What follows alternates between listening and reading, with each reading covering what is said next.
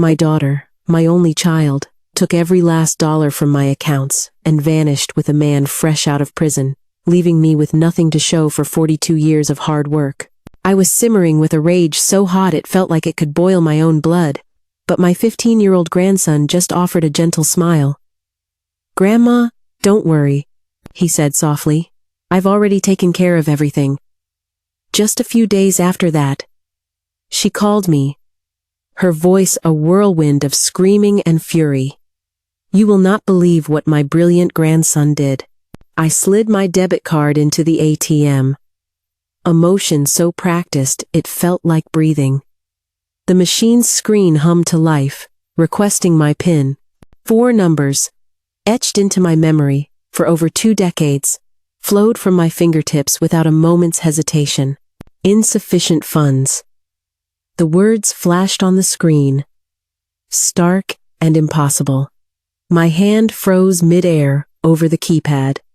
I stared, willing those 2 words to change. I snatched the card back, turning it over in my hand, checking the magnetic strip for any imagined scratch or flaw. It had to be the machine. It was old. Maybe it was just malfunctioning. With a deep breath, I slid the card back in. The same PIN, the same request for a withdrawal, and then the same soul-crushing response. "This can't be happening," I whispered, the words tumbling out before I could catch them. Behind me, an older gentleman shifted his weight, the keys in his pocket jingling with his impatience. I fumbled with my wallet, my eyes scanning the few bills inside. $40 left over from my last trip to the grocery store. My savings account. Of course, the savings account would be fine. I took out the other card, slid it into the same machine, and entered the same PIN. My fingers were trembling now as I typed in the numbers. Insufficient funds. A cold sweat broke out across my forehead, a stark contrast to the crisp April air. I had just checked the balance last week. It was $14,265. That was my entire nest egg. The sum of my life's work, 42 years of early mornings and long afternoons at the administrative office of the Dearborn Auto Plant. Every overtime hour, every packed lunch instead of eating out, every single dollar carefully set aside for my retirement. The man behind me cleared his throat again, a little louder this time. "I'm so sorry," I mumbled, hastily gathering my cards. As I turned to leave, the machine spat out a final receipt. Account balance, 0. Last transaction, 9:23 a.m. this morning. My knees felt weak, my legs unsteady as I stumbled toward the bank's main entrance. The polished glass doors reflected a woman I barely recognized, a woman in a simple cardigan and comfortable slacks, who looked utterly lost and small. Inside, the bank smelled of industrial carpet cleaner and freshly brewed coffee, a scent that was usually comforting. Susan Miller was working behind the teller window, the same kind woman who had been handling my accounts for the better part of 15 years. "Good afternoon, Mrs. Albright," she greeted me with her customary warm smile. "What can I do for you today?" "Susan, I think there's been a terrible mistake with my accounts." I laid both of my cards flat on the cool marble counter. "The ATM is telling me I have no money left, but that's just not possible." Her fingers flew across her keyboard, a flurry of motion. The friendly smile slowly melted from her face. "Let me just pull up your transaction history." More typing, followed by a long, heavy pause. "Mrs. Albright, I'm seeing a withdrawal that was made this morning at 9:23 a.m. for the full balance of $14,265. The room felt like it was tilting on its axis. That can't be right. I was at home at 9:30 this morning, still in my robe. The transaction record shows it was made by a Jessica Hayes. She's listed on the account as a joint holder. Susan's voice dropped to a near whisper. "She cleared out everything, ma'am. both your checking and your savings. Jessica.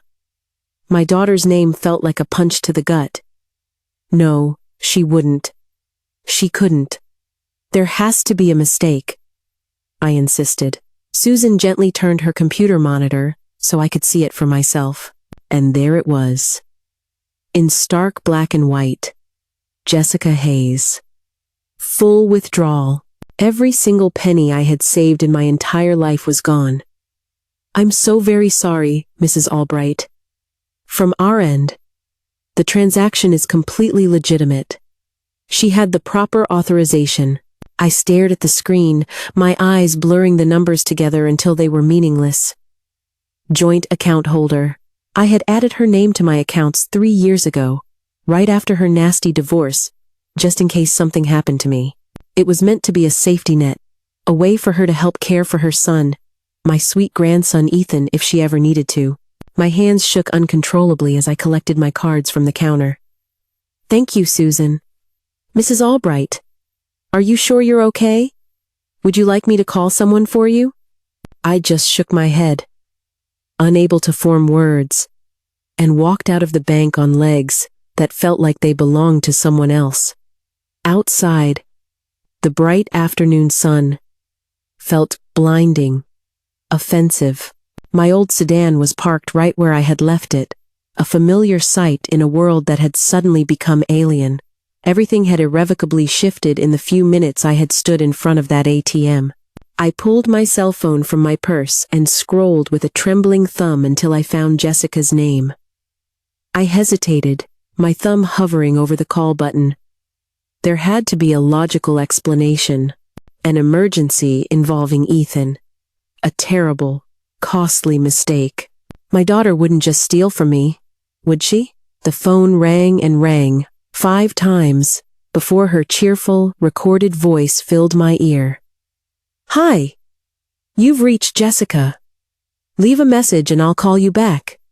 I hung up without leaving a message, and immediately dialed again. 5 rings. Then voicemail. I gripped the steering wheel of my car, my knuckles turning white. I sat there in the back of the bank's parking lot, watching other cars drive down Main Street. Normal people, going about their normal lives, completely oblivious to the fact that mine had just been demolished. I tried her number a 3rd time. Ring. Ring. Ring. Pick up, Jessica. Please just pick up. A 4th attempt. A 5th. Finally, on the 6th try, she answered. Mom, I know why you're calling. Her voice was different. It was cold, metallic, completely prepared. There was no surprise, no hint of concern. Just a flat, chilling resignation. Jessica, honey, what's happened? What's going on with the money? Susan at the bank told me you withdrew everything this morning, but I know that can't be right. A long silence stretched between us, filled only by the low hum of highway traffic in the background. It's exactly right, she said, each word a heavy stone dropping into a deep well. I took it all. Vince and I are starting over. Somewhere new. The phone felt slick in my sweaty palm. But sweetheart, that was everything. That was my entire retirement. How am I supposed to live? You'll figure it out. You always do. Jessica, please, I begged, my voice cracking. If you're in some kind of trouble, we can talk about this. Just come home. Bring Ethan home. We'll figure this out together. A harsh, humorless laugh crackled through the speaker. There's nothing to figure out, Mom. I deserve this money more than you do. I've spent my entire life taking care of other people. Now, it's my turn. What about Ethan? What about his school? His friends? He can't just vanish from his life. Ethan's with me. He'll be fine. Kids are tough. My grandson, my sweet, brilliant Ethan, with his chess club and his science projects, torn away from the only life he'd ever known. Jessica, you can't do this to him. That boy needs stability. He needs his home. What he needs is a mother who's happy for once. Someone who isn't trapped in this dead-end town, working dead-end jobs, barely scraping by, while everyone else gets to live a real life. I gave you everything I could, I whispered, the words catching in my throat. When you divorced David, who paid for the lawyer? When you couldn't make your rent, who covered for you? When Ethan needed school supplies, new clothes, birthday presents, who do you think paid for all of that? And I appreciate it. Really. Think of this as me paying you back by taking what I need to finally build a better life for myself. The twisted logic was dizzying. I pressed my free hand to my throbbing temple, trying to make sense of it. Sweetheart, please, just come home. We can talk about this. If you need money for something, we can make an arrangement. There's nothing to arrange. Vince and I are already 3 states away. Don't even think about trying to find us. The line went dead. I called back instantly, but it went straight to voicemail. I tried again, with the same result. The third time, a cold, automated voice informed me, "The number you have dialed is not in service." She had blocked me. I sat in my car, staring at the blank screen of my phone. My daughter had just stolen my life savings and disappeared with my grandson. There had been no warning, no discussion, not even a chance to say goodbye to the boy I had helped raise for 15 years. The parking lot seemed to tilt and spin around me. I gripped the door handle, fighting back a wave of nausea. 42 years of meticulous saving, gone in a single transaction. The woman I had held in my arms as a baby, taught to ride a bike, watched walk across the stage at her graduation, had just destroyed me without a second thought. I turned the key in the ignition, my hands shaking so badly I could barely manage it.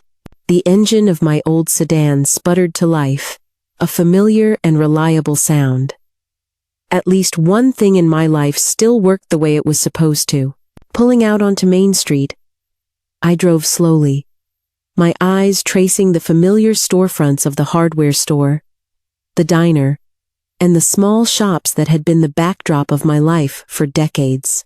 Nothing had changed, yet I felt like a ghost in my own town. The woman who had parked at the bank just an hour earlier was gone forever. I needed time to think before I went home.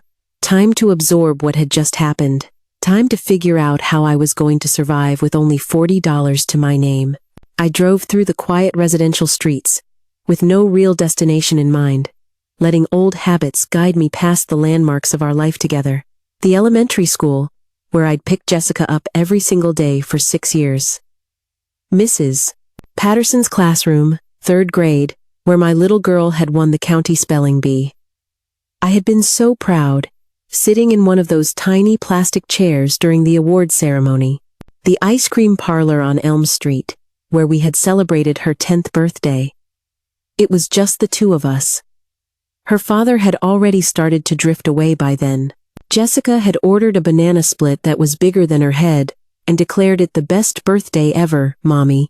My throat ached as I turned into Riverside Park. The same park where life had once been so simple. Where being a good mother meant pushing swings and catching fireflies, not trying to comprehend joint bank accounts and unimaginable betrayal. I parked near the pond and walked over to our old bench, the one that faced the families of ducks that gathered every spring. Jessica used to bring a paper bag filled with stale bread, carefully tearing off perfect little pieces. "Not too big, Mommy," she would say. "The little ducks can't eat the big chunks." She must have been 3, maybe 4, standing on her tiptoes to reach over the low fence. Her tiny hand had slipped into mine with such complete and utter trust. "I love you the best of anyone, Mommy." Those words echoed across 28 years as I sat there alone on that worn wooden bench. The ducks still paddled close to the shore, but there was no little girl standing beside me now. No patient mother explaining which ducks were drakes and which were hens. I remembered teaching her how to ride her bike, right here in this park. She was 7, so determined but also terrified, insisting that I hold onto the back of the seat while she pedaled.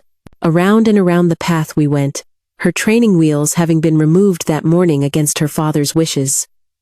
"Don't let go, Mommy. Promise you won't let go." But I had let go eventually. I had watched her wobble for a moment, then find her balance and ride away from me, a look of pure, unadulterated joy on her face. She had circled back, breathless and ecstatic. "Did you see me, Mommy? Did you see me ride all by myself?" When did that joyful little girl turn into the cold, calculating voice on the phone? When did "I love you the best of anyone, Mommy" transform into "I took it all"? Her high school graduation came back to me in sharp, painful fragments. Jessica, in her blue cap and gown, delivering the valedictorian speech to a gymnasium packed with proud parents. I had been sitting in the front row, beaming, while she spoke about dreams and possibilities and a future that stretched out bright and limitless before her. "My mother taught me that hard work and dedication can overcome any obstacle," she had said that night. The entire audience had turned to look at me, to smile at the single mom who had raised such a brilliant, accomplished daughter. What obstacle was she trying to overcome now by stealing my retirement? Her wedding day surfaced next, unbidden and sharp as glass. The mother-daughter dance at the community hall, her white dress spinning as I guided her around the small floor. David had seemed like a good man back then, before the drinking began. Before the arguments that Ethan would overhear through the thin walls of their apartment. "Thanks for always being there, Mom," she had whispered in my ear that night. "I don't know what I would have done without you." I had held her close and promised her I always would be. Through marriage troubles and financial struggles, and raising a grandson who needed a stable home, through everything. Until this morning, when always being there meant having my unwavering loyalty rewarded with complete and total financial ruin. The spring breeze carried the scent of freshly cut grass and new beginnings. But all I felt was the crushing weight of memory colliding with the brutal reality of the present. Every sacrifice I had ever made, every extra shift I had worked, every dollar I had carefully saved, all of it had been justified by love. For a daughter who had just proven that love meant absolutely nothing to her. Where did that little girl go? The one who had clutched my hand and declared me the best mommy in the world. When did she learn to lie with such practiced ease? To plot such a devastating betrayal while looking me straight in the eye and asking for help with her rent? I wiped my eyes with the back of my hand and pushed myself up from the bench. The ducks continued their serene, eternal paddling, completely unconcerned with human heartbreak. Some things, at least, remained constant. At least something in the world still made sense. Walking back to my car, I caught my reflection in the side mirror. Same simple blouse, same weary face, but something fundamental had shifted within me. The woman staring back was learning a hard lesson. That love could be used as a weapon by the very people who should have cherished it most. I drove slowly toward home, dreading what was waiting for me. Ethan's backpack would still be hanging on its hook by the front door from yesterday.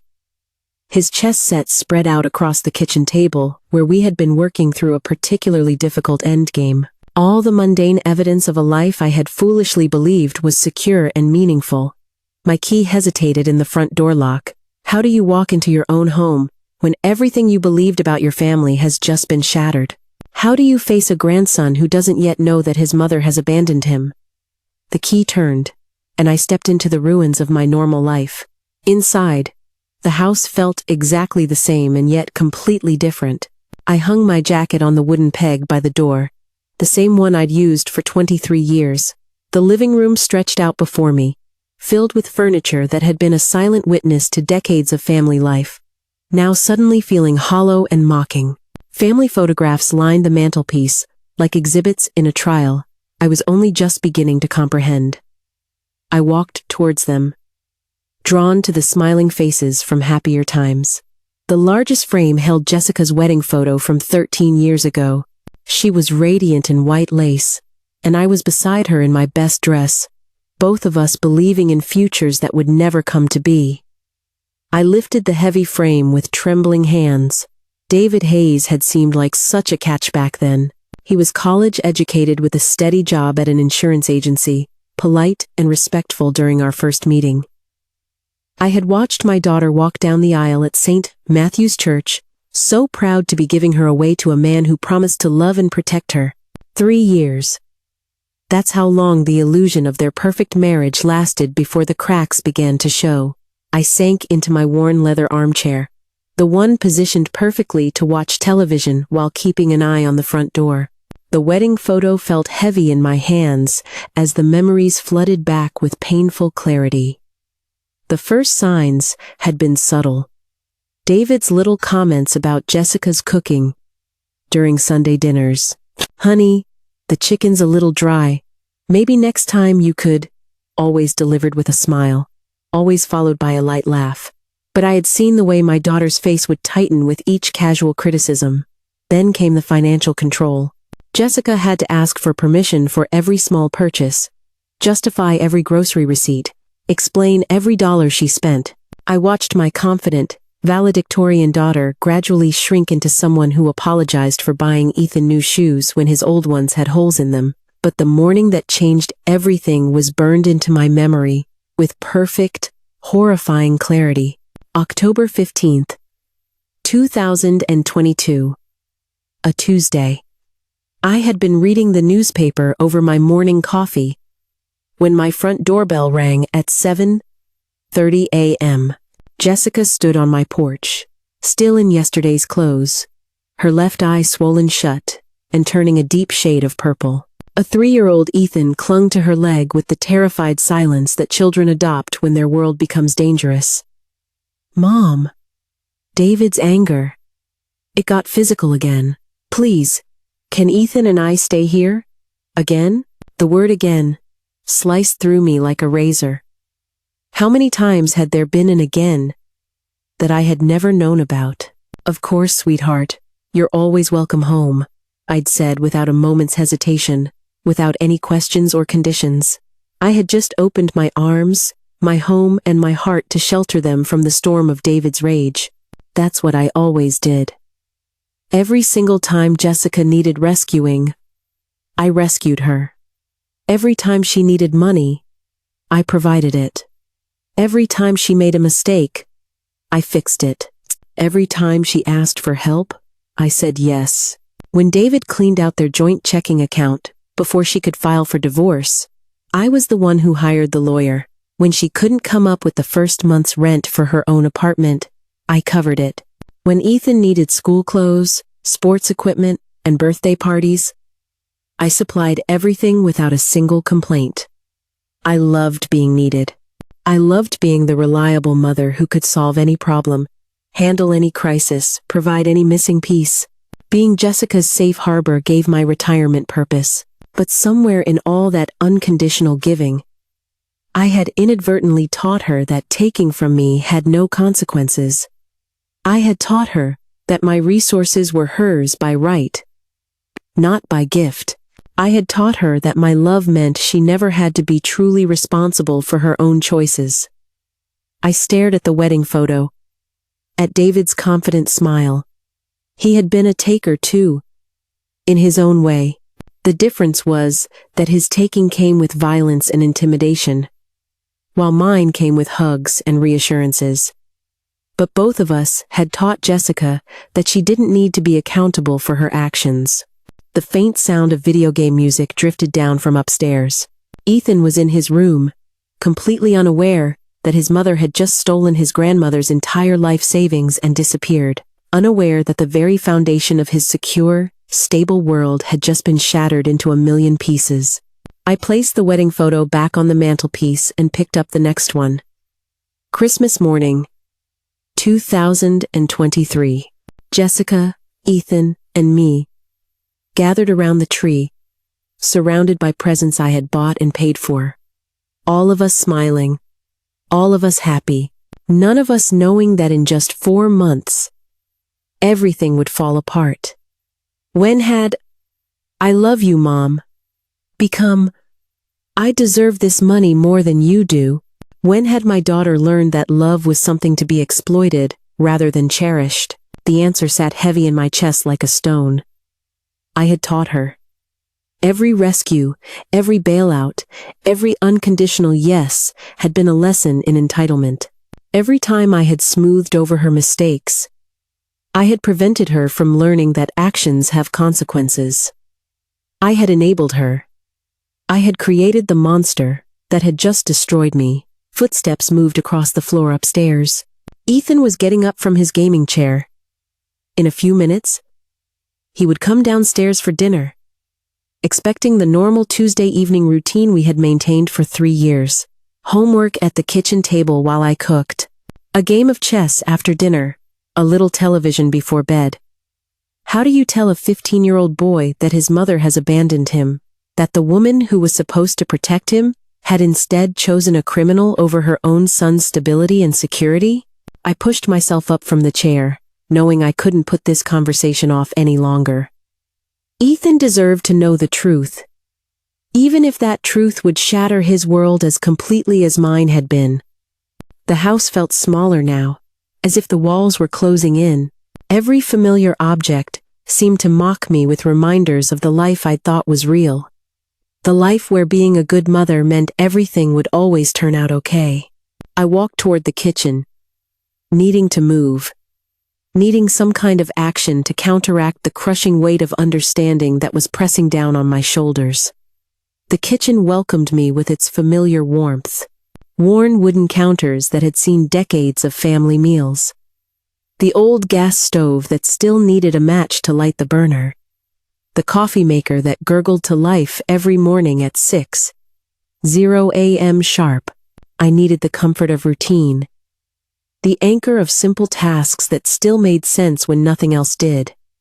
I pulled the coffee beans from the freezer and measured them into the grinder. The sharp, whirring sound filled the silence, drowning out the video game music from upstairs for 30 blessed seconds. Water from the tap, a fresh filter, grounds measured with the precision born from 20 years of morning ritual. The kitchen table drew my eye as the coffee began to brew. 4 chairs around scarred oak, each one holding memories. Ethan's spot by the window where he did his homework. My place at the head of the table, and Jessica's chair, across from mine, where she had sat just 4 months ago, introducing me to the man who would destroy our family. Mom, I want you to meet Vince. He's really special to me. It was January 15th, a cold Sunday evening. I had been cooking a pot roast, filling the house with the scent of comfort. When Jessica brought her new boyfriend home for the first time, Vince had walked into my kitchen wearing a black leather jacket despite the freezing weather, motorcycle boots that left scuff marks on my clean floor, and a smile that never quite reached his eyes. Tattoos snaked up his neck in dark, intricate patterns that spoke of a life lived on the wrong side of the law. "Nice place you've got here, Mrs. Albright," he'd said, his voice a smooth purr that immediately set my teeth on edge. "Great security system. Quiet neighborhood. Real comfortable setup you 3 have going." I had shaken his offered hand, feeling the rough calluses, and noted the way his eyes methodically catalogued every detail of my home. The expensive television in the living room, the family photos that spoke of generations of stability, all the subtle signs of financial security that I had never thought to hide. Jessica had beamed with pride, hanging onto his arm like a teenager with her first crush. "Vince has had some rough breaks, Mom. But he's really turned his life around, haven't you, honey? Absolutely beautiful. The past is the past. I'm all about the future now."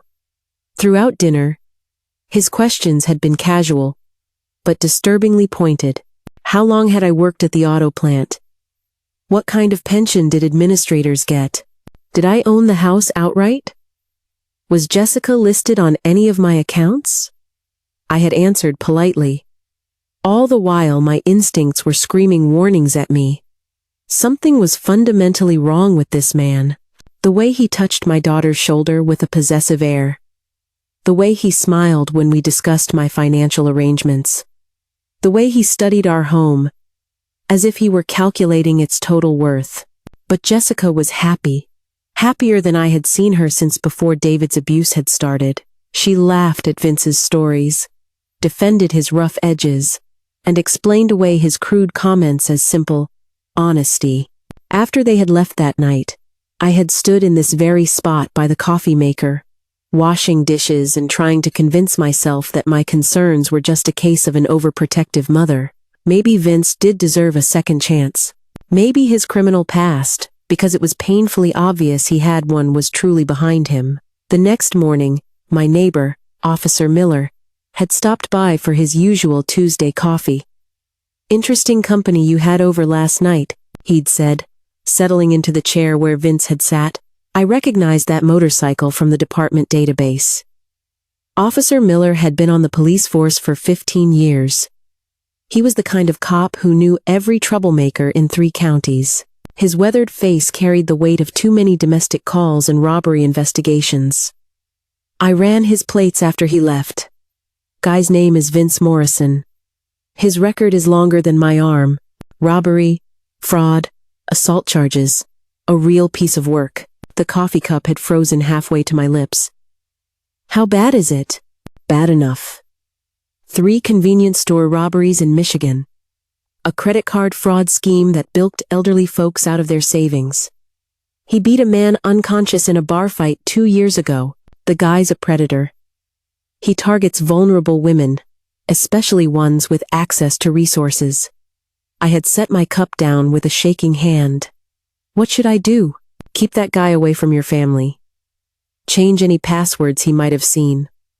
Maybe move some money to accounts Jessica doesn't know about. This isn't the kind of man who changes, no matter what he's telling your daughter. But I hadn't done any of those things.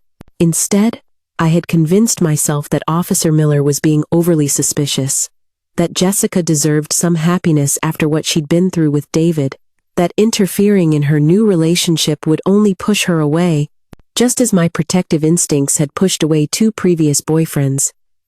I had watched and waited and hoped. Hoped that my daughter's judgment would improve. Hoped that Vince would prove my concerns wrong. Hoped that love would be enough to keep our family safe. 3 months of hoping while Vince slowly moved into our home. Learned our routines. Gained access to our lives. 3 months of watching him charm Jessica, while my gut screamed that we were being stalked. The coffee maker beeped, pulling me back to the present. I poured a cup and sat down in my usual spot, staring at the empty chair where Vince had sat, smiling as he planned our destruction. I had been given all the information I needed. A police officer's explicit warning, documented evidence of criminal behavior, my own instincts telling me this man was dangerous. And I had done nothing. Fear had paralyzed me. Fear of losing Jessica's love. Fear of being seen as controlling like David had been. Fear that standing up for my family would somehow make me the villain. And now, we had lost everything because I had been too afraid of a confrontation to protect what mattered most. Upstairs, Ethan's game sounds paused. Footsteps crossed the floor above my head. The bathroom break that signaled homework time was approaching. In 15 minutes, my grandson would come downstairs expecting dinner and normalcy. Time was running out. The conversation I had been dreading couldn't be postponed any longer. I rinsed my coffee cup in the sink, watching the last drops disappear down the drain. Everything was disappearing. Money, family, the illusion that being a good woman was enough to keep the people you love safe. But Ethan remained. My grandson, who trusted me to protect him, still needed to know the truth about what his mother had done. I walked back toward the living room, preparing myself for the hardest conversation of my life. The living room felt different as I entered it again, charged with the heavy weight of the approaching revelation. The wall clock read 5:45, 15 minutes until Ethan's usual homework time. 30 minutes until our normal dinner routine, a routine that would never be normal again. I paced back and forth between the couch and the coffee table, practicing words that refused to come, How do you explain such a profound betrayal to a child who still believes in the fundamental goodness of family? How do you shatter that innocence without also destroying his hope? Son, your mother took all our money and ran away. Too harsh, too sudden. Ethan, we need to talk about some changes. Too vague, too frightening in its uncertainty. Your mother has made some choices that are going to affect our family. Still not right. Nothing felt right. Upstairs, the video game music continued its relentless electronic melody. Some superhero adventure, where good always triumphed over evil, where justice always prevailed, and heroes saved the day. The irony was a bitter pill. My grandson was upstairs playing at being a hero, while the real villains had already escaped with their spoils. I sat on the couch, then immediately stood up again, moved to my armchair, then back to the couch. The house felt too small for the conversation we needed to have, yet too large for the emptiness that conversation would inevitably create. Through the ceiling, I could hear Ethan's evening routine unfolding with predictable precision. The squeak of his desk chair as he pushed back from the computer, footsteps to the bathroom, the flush of the toilet, running water at the sink, the familiar sounds of a 15-year-old preparing to transition from play to work. My mind raced through different approaches. Should I ease into it with gentle questions about his mother? Should I start with reassurances about his own security and future? Should I lead with the practical implications before revealing the emotional betrayal? The grandfather clock in the corner ticked steadily, marking time that felt both too fast and too slow. Each minute brought us closer to the moment when Ethan's world would change forever. Each second gave me more time to doubt every word I had planned to say. At 5:50, his gaming chair creaked again, the pause of a save game in progress. Soon he would shut down the computer and gather his school books. The Tuesday routine we had maintained for 3 years was about to begin for the very last time. I moved to the bottom of the staircase, my hand resting on the worn wooden banister. My own grandfather had built these stairs back in 1952, a time when families were expected to stay together through any hardship, a time when children could trust their parents to protect them, not abandon them. "Grandma, I'll be down in 5 minutes." Ethan's voice carried the casual warmth of a child who believed his world was secure. A child who had no reason to doubt that this Tuesday evening would unfold just like every other Tuesday evening for the past 3 years. "Take your time, honey," I called back, my voice sounding much steadier than I felt. The sounds of homework preparation began upstairs. The zip of a backpack, the rustle of textbook pages, papers being organized. Ethan was a good student, methodical and responsible, in ways that made me so proud. He had inherited his mother's intelligence but had somehow managed to avoid her impulsiveness. At least, I hoped he had. Standing at the base of the stairs, I realized just how much I had taken for granted. The simple pleasure of a grandson doing his homework while dinner cooked on the stove, the comfortable routine of helping with algebra problems, and listening to stories about his school friends, the naive assumption that tomorrow would bring another normal evening in a life built on stability and trust. All of it was about to change. The wall clock showed 5:55. Time was a river flowing toward a waterfall, carrying both of us toward a moment that could not be avoided. In my purse, my phone remained silent. No missed calls from Jessica. No text messages with an explanation. No last-minute change of heart. She was gone. Truly and completely gone. And Ethan needed to know. I cleared my throat and called up the stairs, my voice carrying more weight than usual. "Ethan, can you come down here for a minute?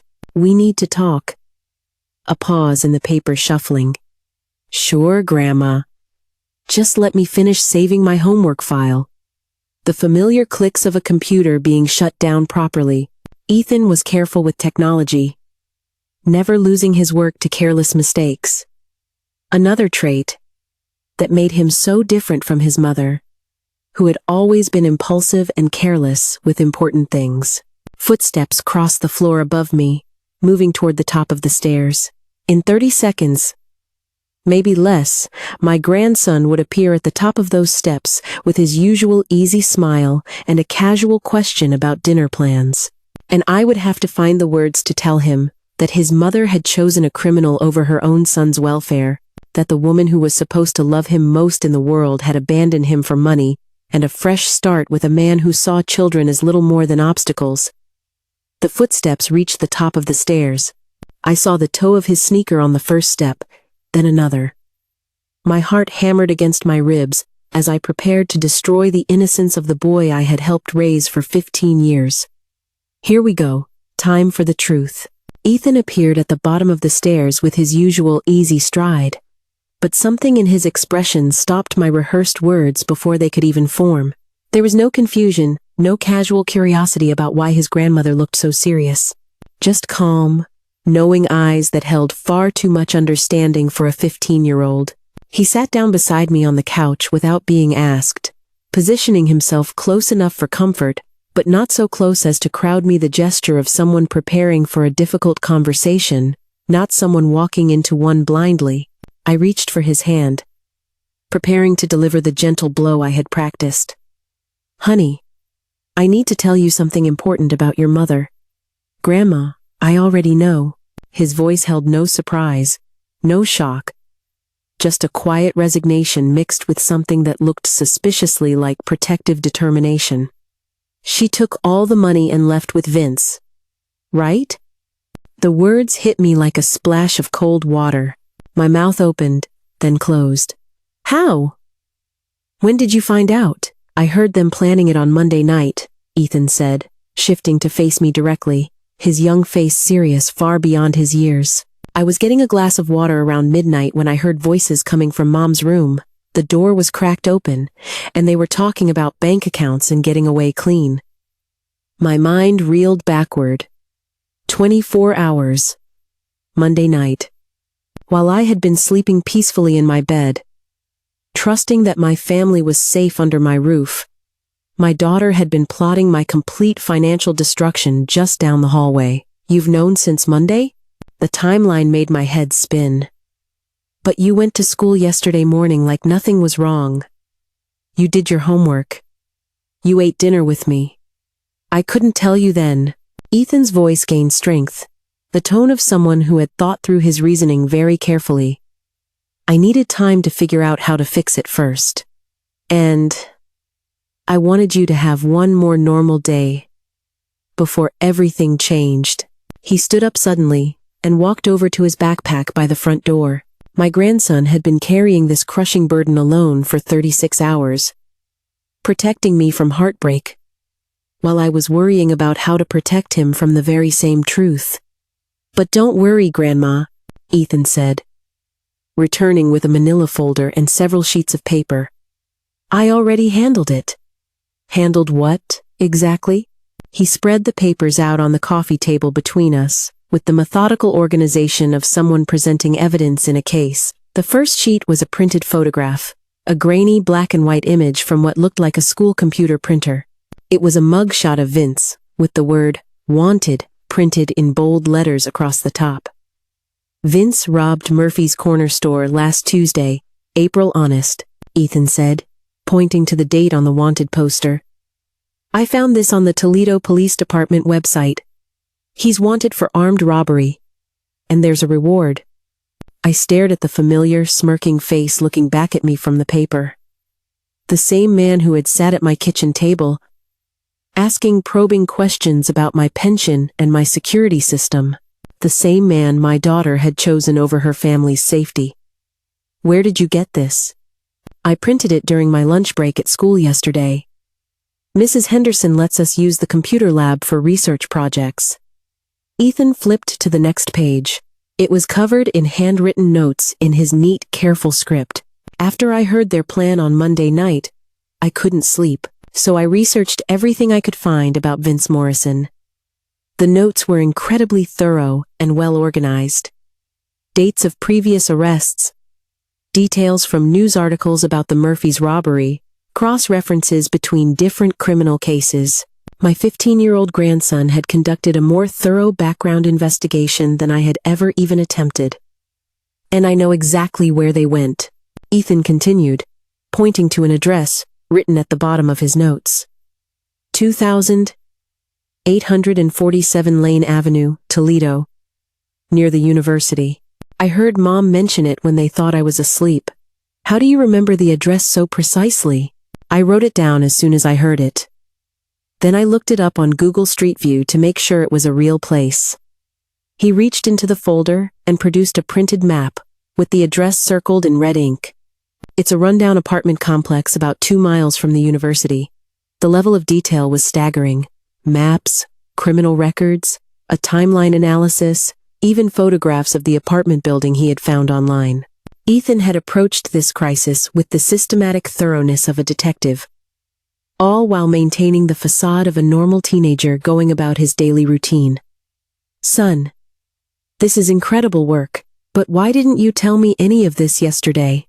We could have stopped them before they took the money. Ethan's expression grew more serious. Because I knew you'd try to talk Mom out of leaving. You always try to fix things with her, even when she doesn't want them fixed. And if she had stayed, she would have just found another way to take advantage of you later. The truth in that observation stung more than I wanted to admit. He was right. If I had known about their plan in advance, I would have confronted Jessica, tried to reason with her, probably even offered her some of the money, just to keep the family together.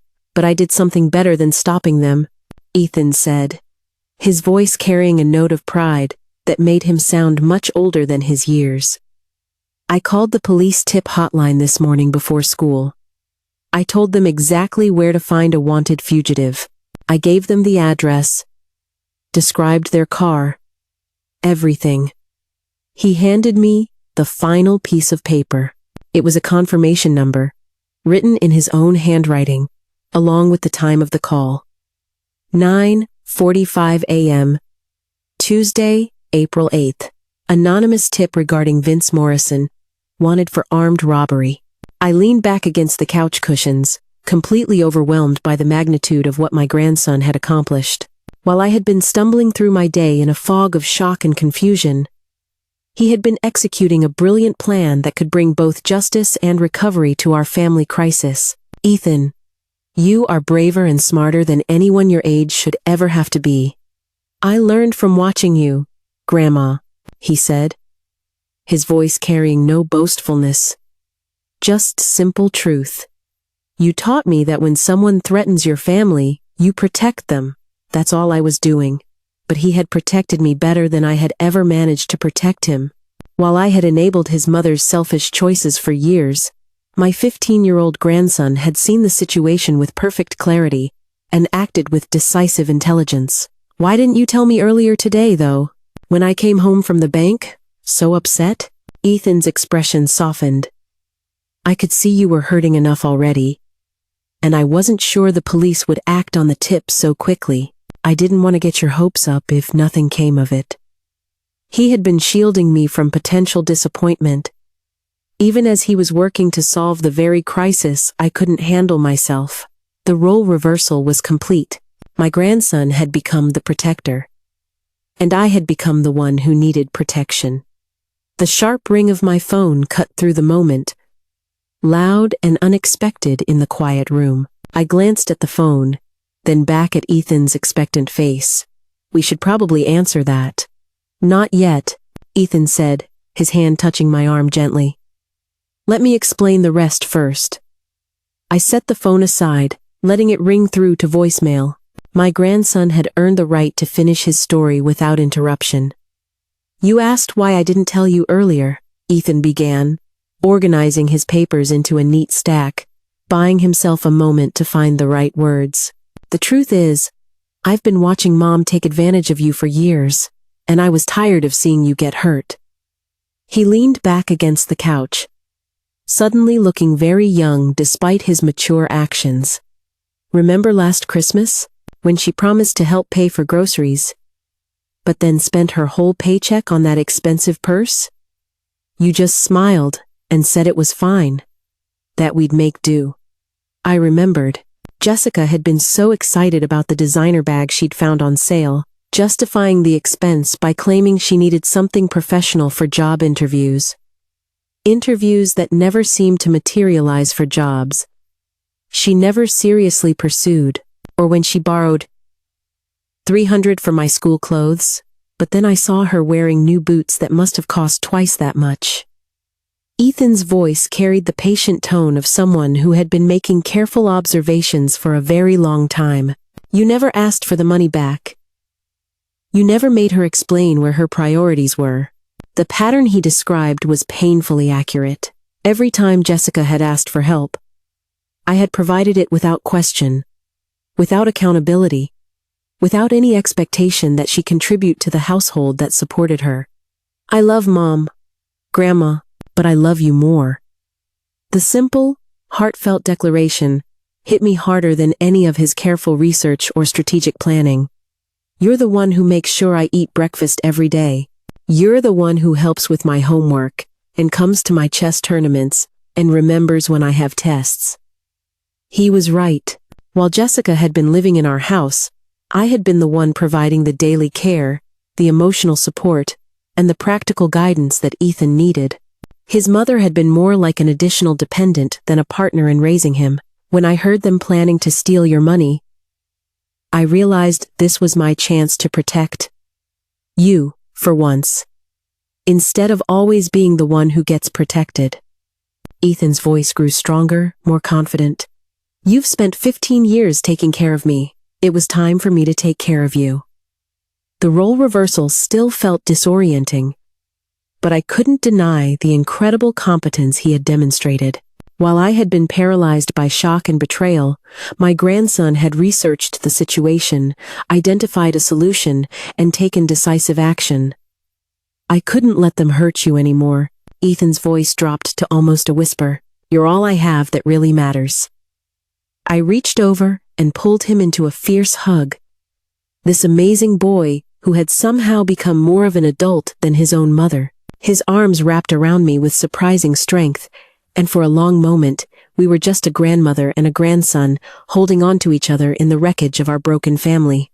We're going to be fine, you know, I said, my voice muffled against the top of his head. Just you and me. We make a pretty good team. Better than we ever were with Mom around. His voice was muffled against my shoulder, but I could hear the profound relief in it. I was always worried she'd do something like this eventually. At least now we know where we stand. When we separated, we both had tears in our eyes, but they felt more like tears of relief than of sorrow. The crisis had stripped away all the illusions, but it had also revealed the unshakable strength of what remained. So, what happens next? Ethan asked, settling back beside me on the couch. If the police arrest them, do we get the money back? I don't know the legal process, I admitted honestly, but even if we don't recover a single penny, we'll figure out how to manage. I've still got my pension, and you've got a good head on your shoulders. Between the two of us, we can handle whatever comes next. Ethan nodded, but I could see the practical concern in his eyes. 15-year-olds shouldn't have to worry about household finances, but this particular 15-year-old had earned the right to an honest conversation about our situation. Are we going to have enough money? He asked quietly. For groceries and the bills and everything? The question was so practical and immediate, the kind of worry that keeps teenagers awake at night when they shouldn't have to think about such things.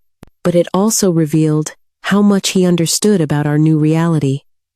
I started to answer, then stopped as a memory surfaced. Something I had completely forgotten in the chaos and revelation of the past few hours. Something that could ease at least some of his worry about our immediate future. You know what, Ethan? I said, standing up from the couch, a new energy returning to my tired body. I just remembered something upstairs. His curious eyes followed my movement. What kind of something, Grandma? I smiled for the first time since discovering the empty bank account. The kind of something your mother never knew existed. Wait right here a minute. I told Ethan as I headed for the stairs. I need to check on something in my bedroom. Should I come with you? He started to rise from the couch. Actually, yes. You should see this. Climbing the stairs felt different now. Lighter somehow. Despite the long day of emotional weight, Ethan followed close behind, his curiosity evident in the way he took the steps 2 at a time to keep pace with my sudden urgency. My bedroom occupied the back corner of the second floor, modestly furnished with practical pieces that had served me well for 23 years in this house.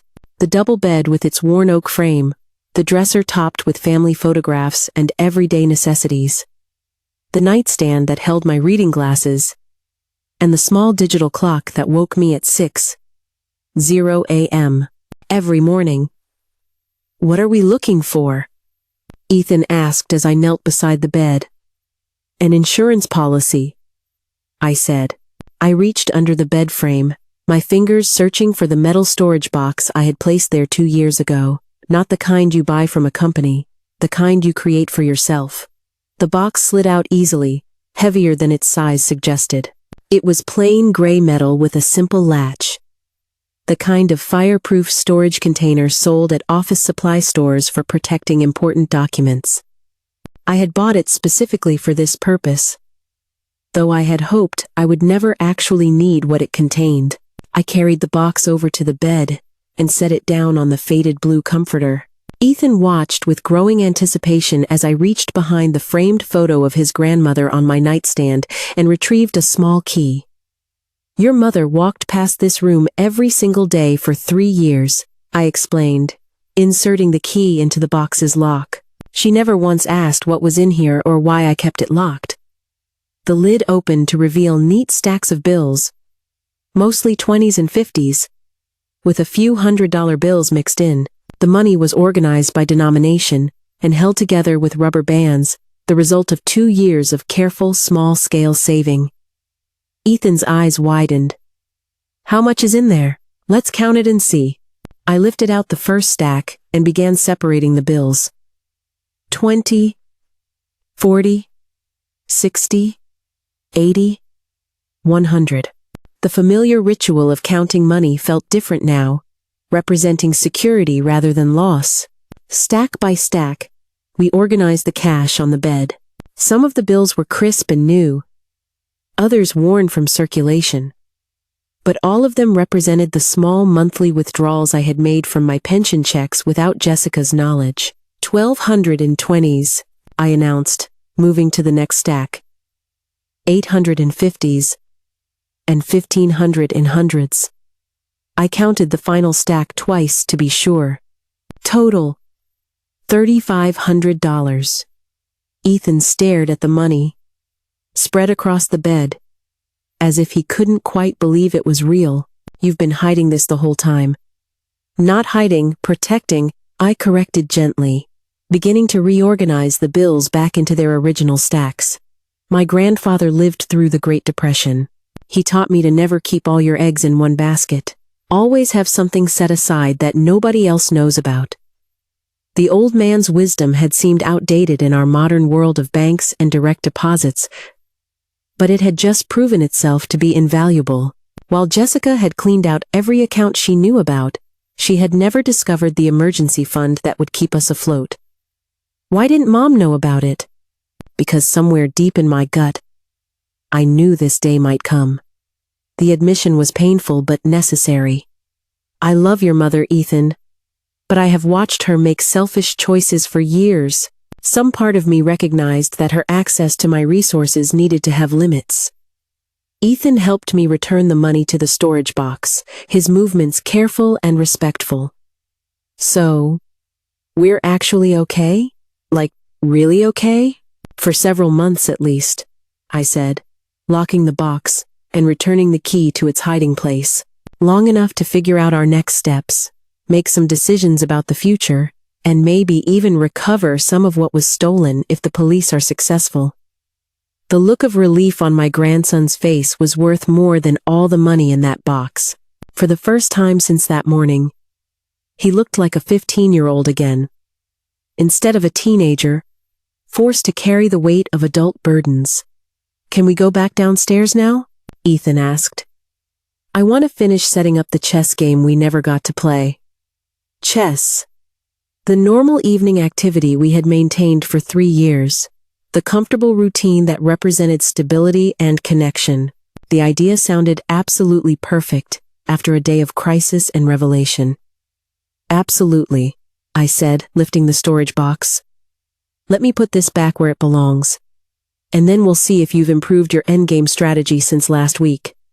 Walking down the stairs together, the money box in hand, felt like descending from a state of crisis into one of recovery. The house still contained the same furniture, the same photographs, the same memories of a family life that had once included Jessica. But now, it felt like a home for 2 instead of 3, and somehow, that felt more honest than what we had had before. In the living room, Ethan was already pulling the wooden chess set from its cabinet, arranging the pieces on the coffee table with the practiced efficiency of someone who had done this hundreds of times before. The familiar ritual of setting up the pawns and positioning the major pieces provided exactly the kind of normal, grounding activity we both desperately needed. I placed the storage box on the mantelpiece, next to the family photographs. A tangible reminder that security and planning could coexist with love and generosity. Then I settled into my usual chair across from Ethan's position on the couch. "Your move, Grandma." But before I could even touch a piece, the phone rang again, its sharp, shrill tone cutting through our moment of peaceful normalcy. The chess pieces sat abandoned between us, as I stared at the ringing telephone. 8:30 in the evening was late for casual calls in our quiet neighborhood. The mechanical ring of the old landline phone seemed louder than usual, more insistent, cutting through the comfortable silence we had finally managed to achieve. Ethan looked up from the chessboard, his eyes meeting mine with a shared understanding. We both knew who was calling. I rose slowly from my chair and walked to the side table, where the black phone demanded my attention. The receiver felt heavy in my hand as I lifted it to my ear, preparing myself for the storm I knew was coming. "Mom? How could you betray me like this?" Jessica's voice exploded through the earpiece, so loud that Ethan could hear every word from across the room. "Vince is arrested. The police took everything. How could you do this to me?" I held the phone slightly away from my ear, gesturing for Ethan to stay quiet and still. My grandson needed to hear this conversation. He needed to understand the consequences of his brave action, but he also needed to be protected from his mother's rage. "Where are you, Jessica? Are you safe?" "Safe? I'm broke and alone because of you." Her voice cracked with a mixture of fury and desperation. The police knew exactly where to find us. They had our address. They knew about the money.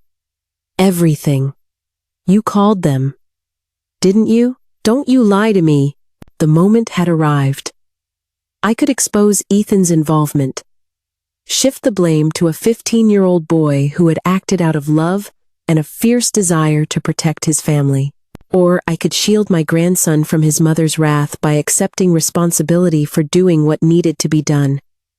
Yes, the word came out steady and clear. I called them. A silence stretched across the line for several long seconds. Then, Jessica's voice returned, lower now, but somehow more dangerous. "I can't believe you would turn your own daughter in to the police. You stole my life savings and ran away with a known criminal," I said, keeping my voice calm and factual. "That money was all I had, Jessica. You took everything I had worked for 42 years to save. It was just sitting there in those accounts. You weren't even using it. It was my retirement fund, my security, my backup plan for medical emergencies and unexpected expenses." Each word felt like a nail being driven into the coffin of our relationship. "You had no right to take it. I'm your daughter. I deserved better than living in that tiny town, working dead-end jobs, never getting anywhere." The self-pity in her voice was as familiar as it was infuriating. "Vince could have given me a real life. We could have started over somewhere new, with stolen money and a man wanted for armed robbery. He was trying to change. People can change, Mom. I looked across the room at Ethan, who was listening to every word with the focused attention of someone learning hard lessons about family loyalty and personal responsibility. My grandson had risked everything to protect me from this woman's selfishness, and now she was demanding sympathy for the consequences of her own choices. The money is gone, Jessica. The police confiscated it as evidence. Vince is in jail, and you are exactly where your choices have led you. This is all your fault! Her voice rose to a shriek. I am homeless and penniless because you couldn't just let me be happy. I couldn't let you destroy our family. The words came from deep in my chest, from a place of pain I had been carrying for months. You abandoned your son. You stole from your mother. And you ran away with a criminal. Those were your choices, not mine. Through the phone, I could hear the faint sound of traffic in the background. Jessica was calling from a payphone or someone else's cell. Somewhere public. She probably had nowhere to go, and no money for even the most basic necessities. The reality of her situation was finally catching up with her. But she was still blaming everyone except herself. You've ruined everything, she screamed. This was my one chance at real happiness, and you destroyed it. I held the phone away from my ear as her voice reached a painful volume. Ethan had moved closer, standing just behind my chair, offering his silent support. My grandson's presence gave me the strength to say what needed to be said. I protected my family, I said quietly, from you. The line went silent, except for the sound of Jessica's ragged breathing. When she spoke again, her voice was cold and deadly calm. This isn't over. What do you mean, this isn't over? I asked, though I wasn't sure I wanted to hear the answer. I mean, you haven't heard the last from me. Jessica's voice had shifted from screaming rage to something more controlled and calculating. I'm stranded here because of what you did. I need money to get back on my feet. The money you stole is gone, confiscated by the police. I can't help you with that. You have other money? Your pension, that savings account I couldn't access. Send me something. Anything? I'm your daughter. The plea carried the familiar tone of manipulation she had perfected over the years. The same voice that had convinced me to pay her rent, her lawyer fees, her credit card bills. The voice that had trained me to say yes without question, to enable without accountability, but not tonight. Not after everything that had happened. No. The single word hung in the air between us like a door slamming shut. What do you mean, no? Disbelief crept into her voice. I'm homeless. I have nowhere to go. No way to buy food or find shelter. Then you should have thought about that before you stole from your family and ran away with a criminal. I surprised myself with how steady my voice remained. Those are the consequences of your choices, Jessica. You can't just abandon me. I'm your child. And Ethan is your child. I looked at my grandson, who was watching me with a mixture of pride and amazement. The child you abandoned without a second thought. The boy you were willing to drag into a life of crime and uncertainty because you wanted a fresh start with a man who beats people unconscious in bar fights. Silence. Then. That's different. Ethan is 15. He can take care of himself. He is a child who needs stability, security, and adults who put his welfare above their own selfish desires. The words came from months of suppressed frustration and disappointment. Everything you have proven you can't provide. I could have provided plenty if you hadn't interfered. Vince had plans. Vince is a career criminal who robbed a convenience store a week before you stole my money. His plans involved using stolen funds to finance a life built on more crime. I felt Ethan's hand touch my shoulder. A simple gesture of support that gave me the courage to continue. I will not enable that kind of life for you or for anyone else. Fine. Then I'll figure it out myself, but don't expect me to come crawling back when you change your mind. I hope you do figure it out, Jessica. I hope you find a way to build a legitimate life. to make amends for what you've done, and maybe someday, earn back the trust you've destroyed. My voice caught slightly on the words. But I will not send you money to make your bad choices easier. You're choosing money over your own daughter. I am choosing my grandson's welfare over your immediate wants. I am choosing responsibility over enablement. I am choosing to break a pattern that has hurt all of us, including you. The breathing on the other end of the line became more labored. Jessica was crying now, but the tears sounded angry rather than remorseful. If that's how you want it, then fine. Don't expect to ever see me again. Don't expect phone calls or letters or visits. Don't expect to meet any grandchildren I might have in the future. You've made your choice, and now I'm making mine. The ultimatum was designed to wound, to make me reconsider my position, out of a fear of permanent loss. But sitting there in my living room with Ethan right beside me, surrounded by the evidence of the stable, peaceful life we had just begun building together, the threat felt more like a promise than a punishment. If that's what you decide, Jessica, I will be sad, but I will understand.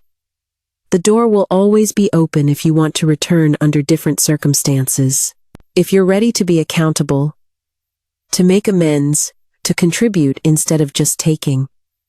You mean if I'm ready to crawl back on my hands and knees and beg for your forgiveness for trying to build a better life?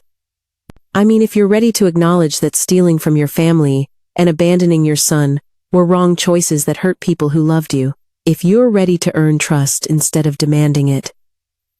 Well, I'm not ready for that. And I never will be. Her voice had gone cold and final. The daughter I had raised, taught to ride a bicycle, walk down the aisle, and rescued from an abusive marriage was about to cut herself out of our lives permanently. Rather than accept responsibility for her actions. I love you, Jessica. I always will. But I will not enable your destructive choices anymore. Save it for someone who cares. The phone line went dead, with the harsh, final sound of a receiver being slammed down. I stood there, holding the silent phone for a long moment, processing the finality of what had just happened. 38 years of being Jessica's mother had just ended with a dial tone. Ethan's arms wrapped around me from behind, a 15-year-old boy offering comfort to his grandmother in the aftermath of losing a daughter. I set the phone back in its cradle and turned to embrace him properly. Both of us understanding that our new family configuration had just become permanent. We held each other in the quiet living room, surrounded by chess pieces and family photographs, and the accumulated comfort of a home that had weathered its worst storm and emerged stronger than before. 2 months passed like pages turning in a book of ordinary, peaceful days. Spring gave way to the warmth of early summer, and the crisis of April faded into a distant memory that rarely intruded on our new, settled routine. Ethan finished his sophomore year with grades that would have made any parent proud, his best semester since middle school, accomplished without the constant stress of his mother's financial demands and emotional chaos. I discovered the simple pleasure of full-time grandmothering, cooking breakfast every morning, helping with homework every evening, attending school events without the gnawing worry of whether Jessica would show up and cause some kind of scene. We developed our own rhythm. Grocery shopping on Tuesdays, chess lessons on Thursday evenings, weekend projects around the house that Ethan approached with the enthusiasm of someone who finally felt secure in his living situation. The $3,500 I had hidden proved to be more than sufficient for our careful lifestyle. My pension covered our basic expenses, and Ethan even contributed by taking on a summer job mowing lawns in the neighborhood. He seemed to grow taller in those 2 months, more confident, carrying himself like a young man who understood his place in the world and the value of his own contributions. We rarely spoke of Jessica. Her absence became as natural as her presence had once been disruptive. The house felt larger without her constant crises, more peaceful without the underlying tension of wondering when the next emergency would drain our resources or our emotional reserves. On a Thursday afternoon, June 6th, I was reading the Oak Ridge Herald in my usual chair, while Ethan worked on his summer reading assignment at the kitchen table. The windows were open to let in the warm air, and the sound of birds singing in the maple tree outside. Our domestic tranquility had become so routine that I had almost forgotten how precious and fragile it was. The loud, insistent knocking on the front door shattered the peaceful atmosphere like a rock through glass. Both Ethan and I looked up in surprise. We rarely had unexpected visitors, and most of our neighbors knew to call ahead. The knocking came again, more insistent this time, as if whoever stood on our porch was determined not to be ignored. I glanced at the clock on the wall. 4:00 in the afternoon. Too early for dinner guests, too late for morning deliveries. Who in the world could that be? I asked, more to myself than to Ethan. Maybe it's the mailman? Ethan suggested. Though we both knew the mail had already been delivered. I rose from my chair and walked to the front window, angling myself so I could see the porch without being observed. What I saw made me freeze in place, my hand gripping the edge of the curtain. Jessica stood on our front step. She was thinner than she had been in April, wearing clothes that looked like they had seen better days. A single small duffel bag sat at her feet. Everything she owned in the world apparently contained in one compact package. My daughter had returned. "Grandma?" Ethan appeared beside me, his voice laced with concern. "What is it?" I stepped back from the window, my mind racing through 1,000 possibilities and complications. 2 months of peace. 2 months of stability. 2 months of building a life that worked for both of us. And now this. The knocking came again, followed by a voice I recognized but wished I didn't have to hear. "Mom, I know you're in there. Please open the door." Ethan's eyes widened as he recognized his mother's voice. His body shifted slightly, moving closer to me in an unconscious gesture of alliance and protection. We had become a team over these past 2 months, and his first instinct was to stand with me, rather than rush to greet the woman who had abandoned him. I walked slowly to the front door, my hand resting on the new deadbolt I had installed the week after her phone call. Such a small thing, a simple piece of metal. But it represented the boundary I had finally learned to establish, the choice to let people into our life, rather than simply allowing them to take whatever they wanted. My fingers hesitated on the lock. 2 months ago, I would have thrown this door open immediately, welcomed her back with a flood of relief and questions, and probably a handful of cash for whatever new crisis had driven her home. But that woman had been trained by decades of enabling and a deep-seated fear of loss. The woman standing at this door now had learned something different. She had learned that love sometimes required saying no, that protecting the people who truly mattered might mean disappointing the people who demanded the most. That family could be redefined by choice and commitment, rather than by biology and obligation. I turned the deadbolt and opened the door. Jessica stood before me, and for a long moment, neither of us spoke. She looked older, worn down by whatever experiences had filled her 2 months away from home, but her eyes still held the same familiar mixture of defiance and entitlement that had driven her to steal my life savings and abandon her son. "Hello, Mom." Behind me, I felt rather than saw Ethan move closer, ready to support whatever decision I made about the woman who had given birth to him, but had failed to be his mother when it mattered most. "Hello, Jessica." She glanced past me to acknowledge her son, the boy she had left behind without a second thought, when her dreams of easy money and a criminal romance had called to her. "Hi, Ethan." My grandson said nothing, but I felt his presence like an anchor, reminding me of what we had built together, and what we stood to lose if I made the same mistakes that had brought us to the brink of crisis in the first place. Jessica looked at both of us, waiting for an invitation that didn't come automatically this time. The door remained half closed, my body blocking easy entry, my choice still unmade about whether our hard-won peace was worth risking for the faint possibility of her redemption. "Can I come in?" If you like this story, please like this video, subscribe to the channel, and share your impressions of this story in the comments. To listen to the next story, click on the box on the left. Thank you for watching.